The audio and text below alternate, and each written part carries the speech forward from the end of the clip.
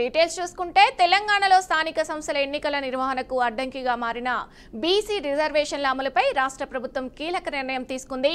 42% BC రిజర్వేషన్లు లేకుండా పాత పద్ధతిలో ఎన్నికలు నిర్వహించుకోవచ్చని హైకోర్టు చెప్పింది. తాజాగా బీసీ రిజర్వేషన్లపై సుప్రీంకోర్టుకు వెళ్లాలని రేవంత్ సర్కార్ నిర్ణయించింది. మరోవైపు ప్రభుత్వానికి రాష్ట్ర ఎన్నికల సంఘం లేఖ రాసింది. రాష్ట్రంలో స్థానిక సంస్థల ఎన్నికల వాయిదా, తదుపరి చర్యలు, రిజర్వేషన్ల అంశంపై వివరణను ఆ లేఖలో కోరింది. ఇటీవల కోర్టు తీర్పు నేపథ్యంలో స్థానిక సంస్థల ఎన్నికల్లో రిజర్వేషన్లపై స్పష్టత ఇవ్వాలని ప్రభుత్వాన్ని ఎన్నికల కమిషన్ కోరింది.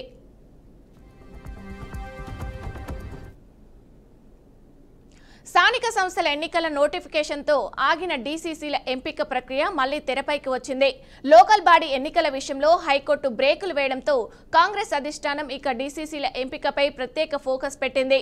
డీసీసీల ఎంపిక కోసం గతంలో ఏఐసీసీ నియమించిన 22 మందితో కూడిన అబ్జర్వర్ల టీము జిల్లాల్లో పర్యటిస్తుంది.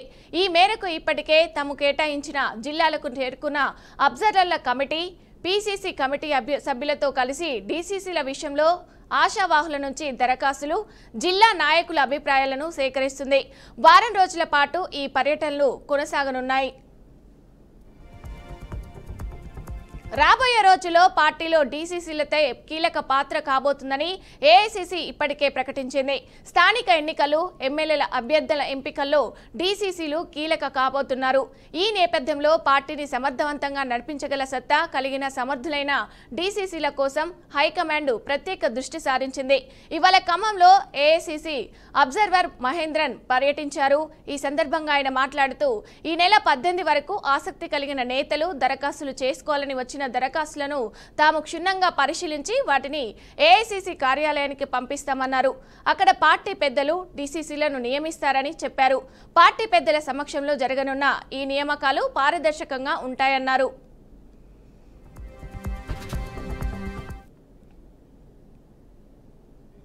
కాలుష్య నియంత్రణ మండలి అధికారులతో డిప్యూటీ సీఎం పవన్ కళ్యాణ్ సమీక్ష నిర్వహించారు.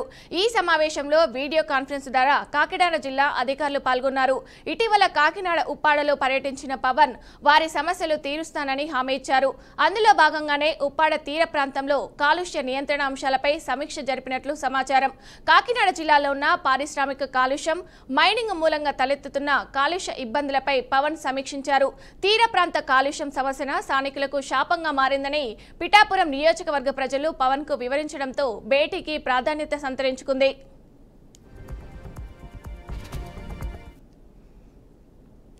తెలంగాణ రాష్ట్ర కేబినెట్లో ఆధిపత్య పోరు కొనసాగుతుంది. మంత్రుల్లో ఒకరంటే మరొకటి పొసగడం లేదనే చర్చ కొనసాగుతుంది. ఇటీవల పొన్నం ప్రభాకర్, అడ్లూరి లక్ష్మణ్ వివాదం మరవక ముందే తాజాగా కొండా సురేఖ, పొంగులేటి శ్రీనివాసరెడ్డి మధ్య విభేదాలు బయటపడ్డాయి. దేవాదాయ శాఖకు సంబంధించిన అంశాల్లో ముఖ్యంగా మేడారం జాతర పనుల టెండర్ల వ్యవహారంలో మంత్రి పొంగులేటి అక్రమ జోక్యం చేసుకుంటున్నారని కొండా మురళి ప్రధానంగా ఆరోపించారు. మేడారం పనుల టెండర్లను పొంగులేటి తన సొంత కంపెనీకి సన్నిహితులకు ఇప్పించుకున్నారని ఆరోపిస్తూ ఏఐసీసీకి ఫిర్యాదు చేశారు.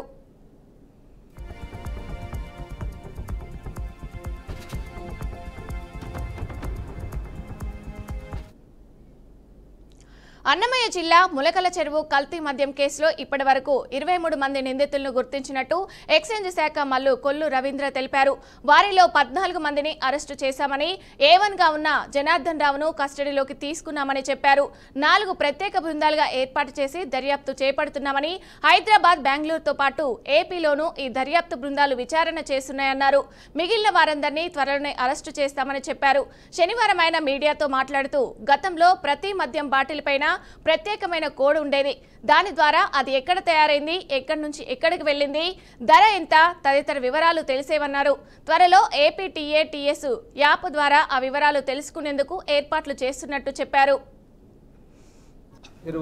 అన్నమయ్య డిస్ట్రిక్ట్లో కల్తీ మద్యానికి సంబంధించి దాని మీద పూర్తి ఎంక్వైరీ జరుగుతూ ఉంది. దాంట్లో ఎవరైతే పాత్రలు ఉన్నాయో ఆ పాత్రలు ఉన్న వాళ్ళ దగ్గర 23 మంది మొలకల చెరువుకు సంబంధించి ఎక్యూస్డ్ని దాంట్లో చూడడం జరిగింది. దాంట్లో 14 మందిని ఇప్పటికే అరెస్ట్ చేయడం జరిగింది. ప్రధాన సూత్రధారిగా భావిస్తున్నటువంటి జనార్దన్ కూడా నిన్న కస్టడీలోకి తీసుకోవడం కూడా జరిగింది. మిగిలిన వాళ్ళు జయచంద్రారెడ్డి ఇలా కొంతమంది ఉన్నారు, వాళ్ళు కూడా దొరకాల్సింది ఉంది. చెరువు అన్నమయ్య డిస్ట్రిక్ట్లో కల్తీ మద్యానికి సంబంధించి దాని మీద పూర్తి ఎంక్వైరీ జరుగుతూ ఉంది. దాంట్లో ఎవరైతే పాత్రలు ఉన్నాయో ఆ పాత్రలు ఉన్న వాళ్ళ దగ్గర 23 మంది మొలకల చెరువుకు సంబంధించి. బనకచెర్ల ప్రాజెక్టుపై బీఆర్ఎస్ హెచ్చరికలు నిజమవుతున్నాయని మాజీ మంత్రి హరీష్ రావు విమర్శించారు. తెలంగాణ పాలిట బనకచెర్ల ప్రాజెక్టు పెను ప్రమాదంగా మారుతుందని, ఏపీ ప్రభుత్వం కేంద్రం సహకారంతో బనకచెర్లపై ముందుకెళ్తుంటే తెలంగాణ ప్రభుత్వం మాత్రం పట్టించుకోకుండా పరోక్షంగా సహకరిస్తుందని ధ్వజమెత్తారు. మరోవైపు వరద జలాలతో విదర్భంలో ప్రాజెక్టులు కట్టుకుంటున్నామని మహారాష్ట్ర సిద్ధమవుతుంది. ఇంత జరుగుతున్నా సీఎంగా ప్రజా ప్రయోజనాలు కాపాడుతావా లేక స్వార్థ ప్రయోజనాలు చూసుకుంటావని రేవంత్ రెడ్డిని ప్రశ్నించారు. రెండవ పాయింట్ ఏమంటున్నారు? వరద జలాలు వాడుకునే హక్కు ఉంటే మహారాష్ట్ర, మాకు కూడా విదర్భాలో కరువు ప్రాంతం ఉన్నది, మేము కూడా వరద ప్రాజెక్టులు కడతాం, పైన కట్టి లోయర్ పెనుగంగ మీద ప్రాణహిత మీద మేం ప్రాజెక్టులు కట్టి మేం విదర్భకు నీళ్లు తీసుకుపోతా అంటుండు. అప్పుడు ఏమైతే తెలంగాణ పని? రెండిటి చెడ్డ రేవటి. కృష్ణా కర్ణాటక ఏమంటుంది? పైన మేము 112 టీఎంసీలు ఆగబట్టుకుంటా అని కర్ణాటక అంటుంది. మహారాష్ట్ర ఏమంటుంది? పైన కింద ఎన్ని మారుస్తారో దాని లెక్క ప్రకారంగా 74 టీఎంసీలు కృష్ణాలు ఆపుకుంటా, గోదావరిలో కూడా నేను ప్రాజెక్టులు కట్టుకొని విదర్భకు నీళ్లు తీసుకుపోతా అంటాడు. ఇప్పుడు మధ్యలో తెలంగాణ ఏమైపోతుంది? శాండ్విచ్ ఖతమైపోతుంది. అంటే కింద ఇటు ఆంధ్రప్రదేశ్, అటు మహారాష్ట్ర గోదావరి నీళ్ళు తీసుకుపోతామంటున్నారు, పైన కర్ణాటక, మహారాష్ట్ర కృష్ణానది నీళ్ళు ఆపుకుంటామంటున్నారు. రేవంత్ రెడ్డి మొద్దు నిద్రపోతున్నాడు. ఇవి నేను చెప్తున్నాయి కావు. This is the letter written by state of Maharashtra, this is the letter written by state of Karnataka. ఇంత స్పష్టంగా ఆయా రాష్ట్ర ప్రభుత్వాలు ముందుకు పోతా ఉంటే మన ప్రభుత్వం మొద్దు నిద్రపోతా ఉందా అని నేను అడుగుతా ఉన్నా. Central water commission, GRMB, Polavaram project authority, అదేవిధంగా ministry of environment and forest, ఈ 4 డిపార్ట్మెంట్లు కూడా గతంలో అసలు ఈ డిపిఆర్ను కన్సిడరే చేయకూడదు, ఇది తప్పు అని రాశారు. అయినా ఇప్పుడు ఎందుకు జరుగుతూ ఉంది? ఎందుకు కేంద్ర మంత్రి గారు మేము ఈ ప్రాజెక్ట్ను మేము అప్రైజల్ స్టార్ట్ చేసినాం, the PFR is currently under the examination అని ఎట్లా రాస్తాడు? నేను అడుగుతా ఉన్న బీజేపీ ప్రభుత్వాన్ని, మన రాష్ట్రం నుంచి ఉన్న కిషన్ రెడ్డి గారు, బండి సంజయ్ గారు, మీకు బాధ్యత లేదా? అవకాశం లేని నీళ్లను మళ్లించుకుంటుంటే, మన హక్కును కాలరాస్తుంటే, మన నీళ్లు తన్నుకపోతుంటే రేవంత్ రెడ్డి పెదవులు మూసుకుంటాడు, కిషన్ రెడ్డి గారు, సంజయ్ గారు పెదవులు మూసుకుంటారు. ఇది ఎక్కడి నీతి? 8+8 ఎంపీలు గెలిస్తే 16 ఎంపీలు గెలిస్తే ఇదేనా మీరు చేసే పని? రెండవ పాయింట్ ఏమంటున్నారు? వరద జలాలు వాడుకునే హక్కు ఉంటే మహారాష్ట్ర. గత 10 ఏళ్ల పాలనలో రాష్ట్రాన్ని బీఆర్ఎస్ నాశనం చేసిందని మండిపడ్డారు నీటిపారుదల శాఖ మంత్రి ఉత్తమ్ కుమార్ రెడ్డి. హరీష్ రావు నోటికొచ్చినట్లు ఏదేదో మాట్లాడుతున్నారని మండిపడ్డారు. కృష్ణా, గోదావరి నీళ్ల విషయంలో బీఆర్ఎస్ పాలనలో నష్టం జరిగిందన్నారు. కేసీఆర్ పాలనలో సుందిళ్ల, మేడిగడ్డల నుంచి ఒక్క చుక్క నీరు లిఫ్ట్ చేయలేదని ఫైర్ అయ్యారు. ఒక్క చుక్క నీళ్లు లిఫ్ట్ చేయకుండా నిరుపయోగంగా రికార్డు స్థాయిలో వరి ధాన్యం పండింది తెలంగాణలో, రికార్డు స్థాయిలో కొనుగోలు చేయబోతున్నాం. మరి ఈ విషయం తెలియజేస్తూ ఇంకో విషయానికి నేను స్పందించాల్సిన అవసరం ఉంది. ఈరోజు ఉదయం మరి టిఆర్ఎస్ నాయకులు హరీష్ రావు గారు ఏదేదో మాట్లాడారు. నేను చాలా స్పష్టంగా చెప్తున్నా, గోదావరి జలాల విషయంలో గాని, కృష్ణా జలాల విషయంలో గాని తెలంగాణ రాష్ట్రానికి మోసం, దగా జరిగిందంటే 10 ఏళ్ల బీఆర్ఎస్ పరిపాలనలో.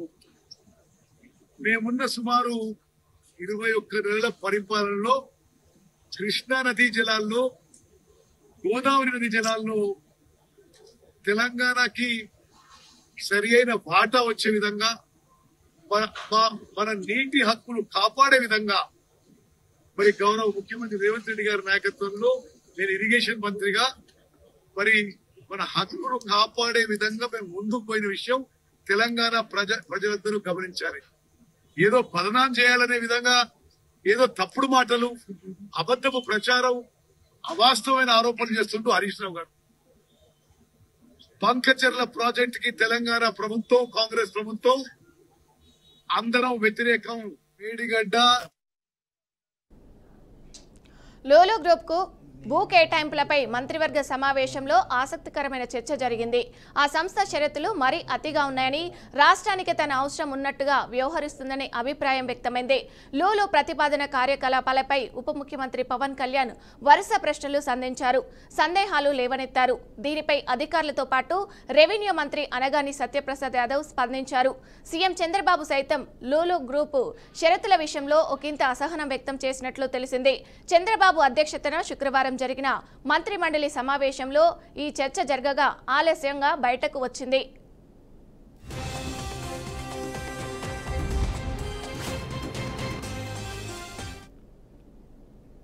కృష్ణా జిల్లా మల్లవల్లి మెగా ఫుడ్ పార్కులో లూలు గ్రూపులో భాగమైన మెసర్స్ ఫేర్ ఎక్స్పోర్ట్ కు 7.48 ఎకరాలను కోర్ ప్రాసెసింగ్ సెంటర్ ఏర్పాటుకు లీజుకు ఇవ్వాలనే ప్రతిపాదన వచ్చింది. ఆ సమయంలో ఆహార శుద్ధి పేరిట అక్కడ ఏం చేస్తారో సమాచారం ఉందా అని పవన్ కళ్యాణ్ ప్రశ్నించారు. ఆహారాన్ని శుద్ధి చేస్తారని అధికారులు బదులిచ్చారు. ఆహార శుద్ధి అని ఊరికే అంటే కుదరదు. అక్కడ అసలు ఏం పని చేస్తారు? కూరగాయలు, పండ్లు సాగు చేస్తారా? ఉద్యానవన పంటలు సాగు చేస్తారా? లేక కబేలాను నిర్వహించి గోవధ చేసి ఆ మాంసాన్ని దిగుమతి చేస్తారా అని పవన్ సూటిగా ప్రశ్నించారు. గోవధ జరగడానికి వీల్లేదని, ఇందుకు తాము పూర్తిగా వ్యతిరేకమని స్పష్టం చేశారు. దీంతో అధికారులు నీళ్లు నమిలారు. ఫుడ్ ప్రాసెసింగ్ అంటూనే పొంతనలేని సమాధానాలు చెప్తుండడంతో చంద్రబాబు జోక్యం చేసుకున్నారు.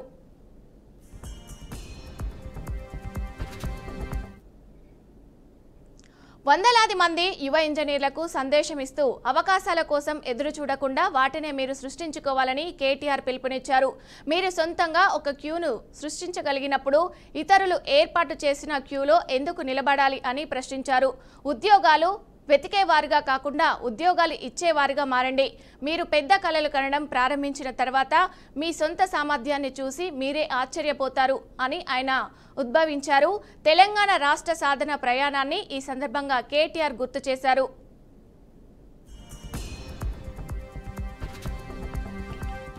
జగన్ నుంచి ఎమ్మెల్సీ బొత్స సత్యనారాయణకు ప్రాణహాని ఉండొచ్చని టీడీపీ రాష్ట్ర అధ్యక్షుడు పల్లా శ్రీనివాసరావు అనుమానం వ్యక్తం చేశారు.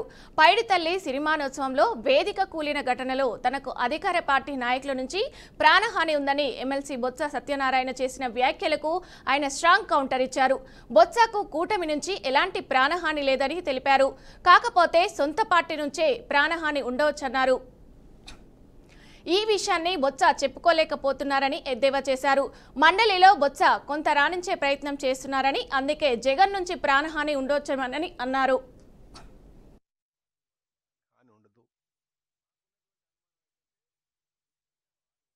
నాయకులు వారంటే మాకు అభిమానం ఉంది. ఒక సీనియర్ నాయకులుగా ఆయన భయం వ్యక్తం చేశారు అంటే ఆయన జనరల్గా మా వాళ్ళ నుంచే ప్రాణహాని ఉందని చెప్పలేరు కదా. కనుక ఆయన మనకి ఎందుకో ఈ విషయం వచ్చింది కనుక నా ప్రాణానికి హాని ఉందన్నారు కనుక ఈరోజు తెలుగుదేశం పార్టీ తరఫున కూటమి ప్రభుత్వంతో ఎటువంటి హాని లేదని చెప్పి మేము తెలియజేస్తున్నాం. అలాగే మా పార్టీల వల్ల కూడా అటు జనసేన కావచ్చు, బీజేపీ కావచ్చు, టీడీపీ కావచ్చు, పార్టీల వల్ల కూడా ఆయనకు హాని ఉండదు. మాకున్నటువంటి అనుమానం ఏంటంటే ఉంటే అటు వైసీపీ పార్టీ నుంచే జగన్మోహన్ రెడ్డి గారి దగ్గర నుంచే హాని ఉండొచ్చు. ఎందుకు ఉండొచ్చు అని మీరు అడిగారంటే ఎందుకంటే ఈ మధ్యన ఆయన మొత్తం కౌన్సిల్లో ఆయన బాగా మాట్లాడుతున్నారు. ఎందుకంటే ప్రతిపక్ష హోదా ఇవ్వలేదనో లేకపోతే ఆయనకు రావడం ఇష్టం లేక ఆయనకు అసెంబ్లీకి రావట్లేదు. వస్తుందల్లా కూడా బొత్స సత్యనారాయణ గారే పెద్దలు ఆయనే వస్తున్నారు కనుక ఎలాగ ఆయనకి ఇమేజ్ వస్తుంది.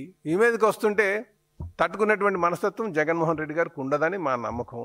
కనుక ఆయనకి ప్రాణహాని తలపెడతారేమన్నా ఒక ఆలోచన మాకు వచ్చింది. కనుకనే ఆయనకి మేము తెలియజేసేది ఇటు ప్రభుత్వం నుంచి కానీ మా పార్టీ కూటమి పార్టీల నుంచి కానీ ఎటువంటి హాని ఉండదు. మేము ఆ భరోసా ఇస్తాం. మీరేమైనా హాని ఉందంటే మీ పార్టీతోనే, జగన్మోహన్ రెడ్డి గారితోనే పార్టీ ఉంటుంది. గత చరిత్ర మీరు తీసుకున్న వాళ్ళ బాబాయ్ విషయం తీసుకుంటే, వివేకానంద రెడ్డి గారిని హత్య కేసు తీసుకుంటే దాన్ని చూసుకుంటే మూలాలన్నీ కూడా అటే కనిపిస్తున్నాయి, వాళ్ళ పార్టీ వైపు కనిపిస్తున్నాయి అనేది మా నమ్మకం అని చెప్పి తెలియజేస్తున్నాం. ఏమంటే వారు ఉత్తరాంధ్ర నాయకులు, వారంటే మాకు అభిమానం ఉంది. మాజీ మంత్రి పెర్ని నానిపై మచిలీపట్నం పరిధిలోని చిలకలపూడి పోలీస్ స్టేషన్లో కేసు నమోదైంది. ఆర్పేట సీఐ ఏసుబాబుపై దౌర్జన్యం చేశారని, అసభ్యంగా మాట్లాడారని, తమ విధులకు ఆటంకం కలిగించారని పేర్కొంటూ పెర్ని నాని సహా 29 మందిపై ఎఫ్ఐఆర్ నమోదు చేశారు. నిన్న మచిలీపట్నం వైసీపీ అధ్యక్షుడు మేకల సుబ్బన్నను ఓ కేసు విషయమై సీఐ స్టేషన్కు పిలిపించారు. గంటల తరబడి అతన్ని స్టేషన్లోనే ఉంచడంతో పెర్ని నాని అనుచరులు మేయర్ కలిసి స్టేషన్కు వెళ్లారు. సుబ్బన్నపై పెట్టిన కేసు రిపోర్టును ఇవ్వాలని అడగడంతో సీఐ పెర్ని నాని మధ్య మాటల యుద్ధం జరిగినట్లు తెలుస్తుంది.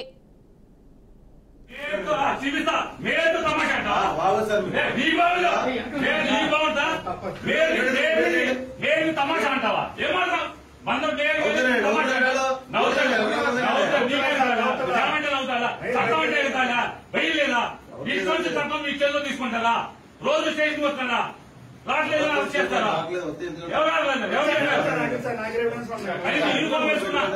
అబద్ధం శిశువుడు ఎత్తి ఎందుకు వచ్చాడు అందుకు వచ్చాడని మాట్లాడు మేతో తమాషా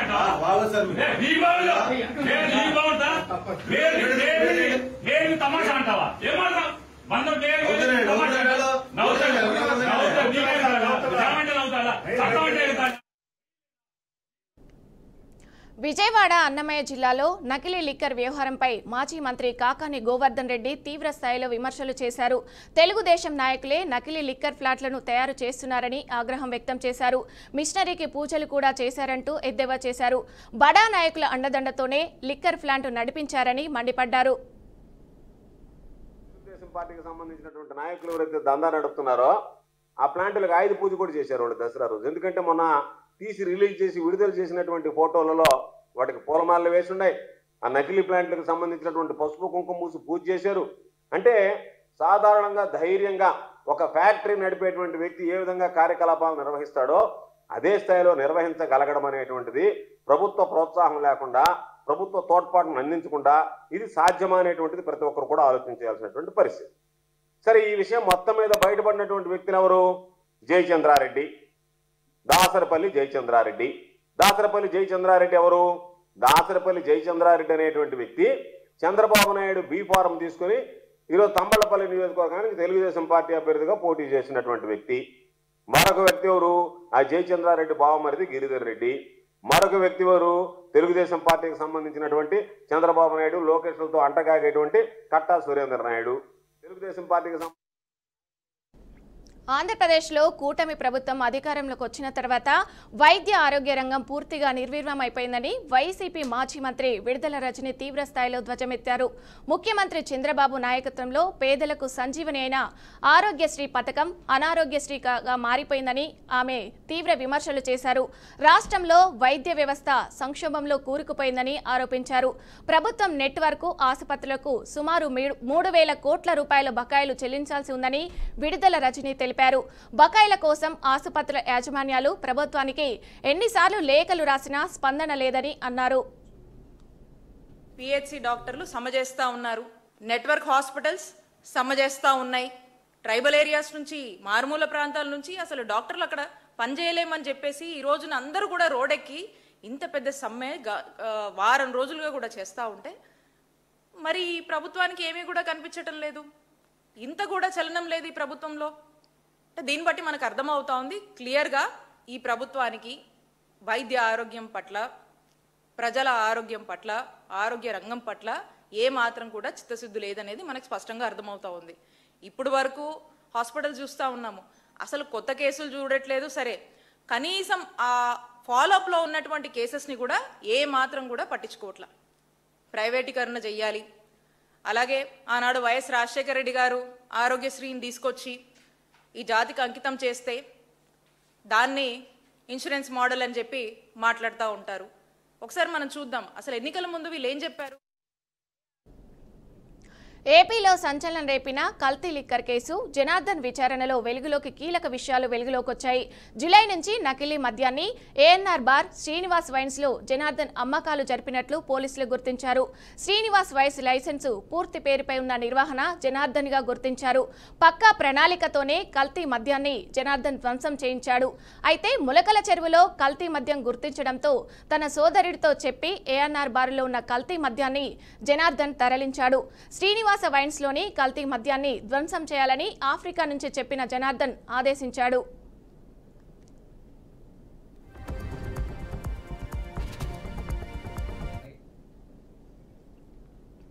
సిద్దిపేట జిల్లాలో multi level chain finance company QNet మోసానికి ఒక యువకుడు బలయ్యాడు. వర్గల్ మండలం వేలూరులో చోటు చేసుకున్న ఈ ఘటన స్థానికంగా కలకలం రేపింది. వేలూరు గ్రామానికి చెందిన హరికృష్ణ అనే యువకుడు ఇటీవల ఒక స్నేహితుడు సూచన మేరకు క్యూనెట్ కంపెనీలో చేరాడు. కంపెనీ ప్రతినిధులు 4 లక్షల రూపాయలు చెల్లిస్తే ప్రతి నెల 15,000 రూపాయలు రెగ్యులర్ గా వస్తాయని హామీ ఇచ్చారు. ఆ మాటలు నమ్మిన హరికృష్ణ అప్పు చేసి మొత్తం 4 లక్షలు చెల్లించాడు. అయితే ఆ తర్వాత కంపెనీ మాట మార్చింది. తాను తీసుకున్న లింకు కింద మరో వ్యక్తిని చేర్చి అతను కూడా 4 లక్షలు చెల్లిస్తే డబ్బులు వస్తాయని హరికృష్ణకు తెలియజేశారు. ఈ షరతుతో యువకుడు తీవ్ర నిరాశకు గురయ్యాడు. తాను మోసపోయాననే భావనతో తీవ్ర మనోవేదనకు లోనైన హరికృష్ణ చివరకు ఇంట్లోనే ఉరివేసుకుని ఆత్మహత్య చేసుకున్నాడు. హరికృష్ణ ఆత్మహత్యకు ముందు రాసిన సూసైడ్ నోటులో క్యూనెట్ కంపెనీ నన్ను మోసం చేసిందని, వాళ్ళు చెప్పింది ఒకటి చేసేది ఇంకోటి అని, నేను పూర్తిగా మోసపోయాను అని పేర్కొన్నాడు.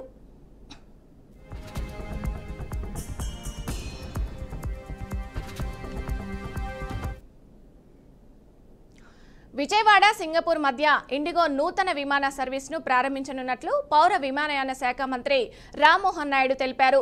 విజయవాడ నుంచి మంగళ, గురు, శనివారాలలో ఈ సర్వీసు ఉంటుందని చెప్పారు. నవంబర్ 15 నుంచి విమాన సర్వీసులు ప్రారంభమవుతాయని, విజయవాడ నుంచి నేరుగా సింగపూర్లోని చాంగి విమానాశ్రయానికి చేరుకోవచ్చని తెలిపారు. జూలై 28న సీఎం చంద్రబాబు సింగపూర్ పర్యటనలో ఉన్న సమయంలో ఈ సర్వీసు విషయం ప్రస్తావనకు వచ్చినట్లు రామ్మోహన్ నాయుడు గుర్తు చేశారు. ప్రసవాంధ్రాల సమావేశంలో చంద్రబాబు ఇచ్చిన హామీ మేరకు 100 రోజుల్లో ఈ సర్వీసును ఏర్పాటు చేశామన్నారు. స్వర్ణాంధ్ర 2047లో ప్రసవాంధ్రాల పాత్ర అత్యంత కీలకమని అన్నారు. భవిష్యత్తులో 1 కోటికి పైగా ప్రవాసాంధ్రులు ప్రయాణాలు జరిపే అవకాశం ఉండడంతో ఇంటర్నేషనల్ కనెక్టివిటీని మరింత విస్తృతం చేస్తామని కేంద్ర మంత్రి స్పష్టం చేశారు. ప్రజలు, వ్యాపారవేత్తలు, విద్యార్థుల అవసరాలను పరిగణలోకి తీసుకొని ఈ విమాన సర్వీసును అందుబాటులోకి తీసుకొచ్చినట్టు చెప్పారు.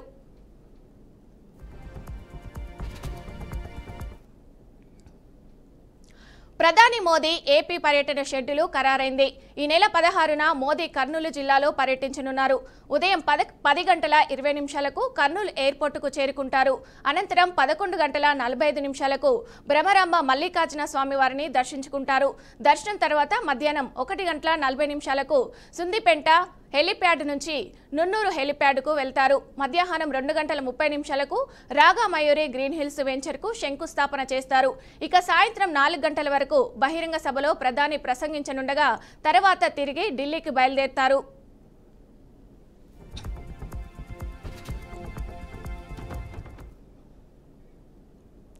తమిళనాడులోని విరుద్నగర్ జిల్లా శివకాశి పట్టణంలోని బాణసంచా కేంద్రంలో పేలుడు సంభవించింది. బాణసంచా తయారీ కేంద్రంలో మంటలు ఎగసిపడుతున్నాయి. ఆ మంటల్లో 10 మంది కార్మికులు చిక్కుకున్నారు. వారిని కాపాడేందుకు రెస్క్యూ టీం సహాయక చర్యలు చేపట్టింది. ఫైర్ సిబ్బంది మంటలను అదుపులోకి తీసుకొని వచ్చేందుకు తీవ్రంగా శ్రమిస్తుంది.